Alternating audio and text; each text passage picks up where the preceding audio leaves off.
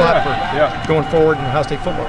Yeah, I mean, I'm proud of the way the guys competed, all of them, this spring. And I said that going into the spring, and I thought all 4 of them felt like they should be the starter, and I think they still all feel that way. And they all competed that way this spring. So, being my first time in the room with them and going through the spring, I thought it was very productive. Ryan, we've heard so much about this charting of the deep ball, and I gather that it's more complicated than just completion percentage. What are you looking for? How are you grading that to tell where the progress is being made? Yeah, we really made an emphasis. That what we tried to do is make sure, like you said, we charted every day. We made sure that we had drills that tried to simulate the games as much as possible and how we're actually playing with deep ball.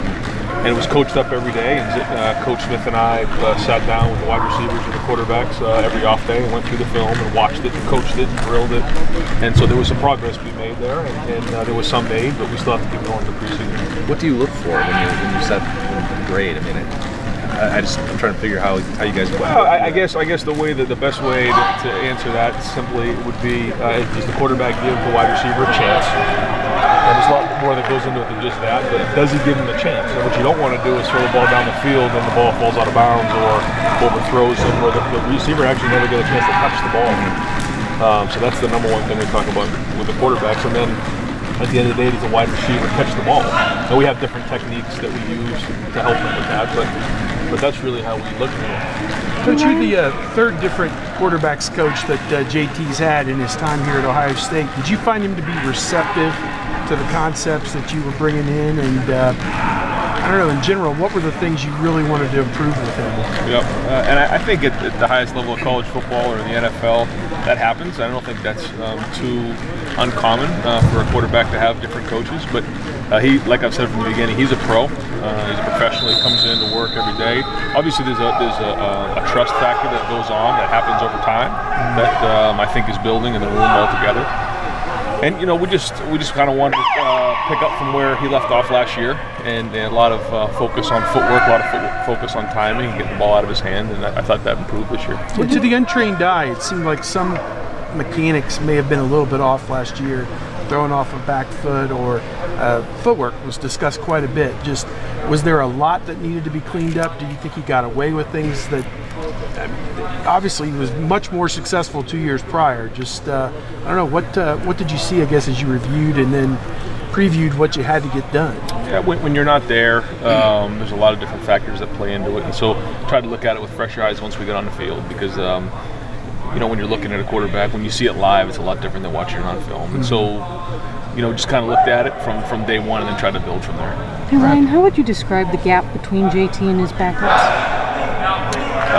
It's a good question. I'll tell you, I'm impressed with all 4 of them, and I think that you're seeing 2 guys behind JT that are really building, and they're growing as quarterbacks, and they're both still young, but they're getting better every practice. And we talk about are they game ready? And that's the goal, is that when we get to August, are those guys game ready to go in there and play? And JT's a great leader, but those guys are really stepping up too. But, forgive me, I mean, the backup quarterback's always the most popular guy on the team, and fans tend to overreact even to an interception in a spring game. Is JT heads and shoulders? You talk about backups being game ready. Are they ready to challenge JT? Well, I think you look at what JT's done and since he's been here. I mean, it goes without saying, and so his experience is unlike anybody else in college football right now. And that's that as a coach, that kind of helps you sleep at night. And he's done it, and he's shown that he's done it, and that speaks for itself. What was the plan for JT in the spring game? It seemed like Dwayne and Joe were kind of letting it fly a little more, and I think the one ball that JT threw downfield, he got hit and was picked off. It just seemed like while you emphasized the deep ball in spring practice, it didn't emphasize it for JT in the spring game. Well, he had 19 plays, 12 of them were passes. So when he threw it just about as much as the other guys did, and he got banged on that throw. That ball was going to go down the field and was going to get pushed down the field, and so it didn't, because he got knocked off the throw. But the same game plan for him was with the other guys. They just played more snaps, so you saw more balls pushed down the field. When Paris Campbell was making his catches, it was no tackle football. What did you see of him over the spring, Coach, that gives you, I don't know, Paris? Paris, that going in, taking that hybrid back spot, that's a pretty big shoes to fill Sure considering is. Curtis Samuel. Sure is. What an explosive player. Love Paris. Just the way he goes to work every day is tough. He's reliable, works on and off the field. You can count on him.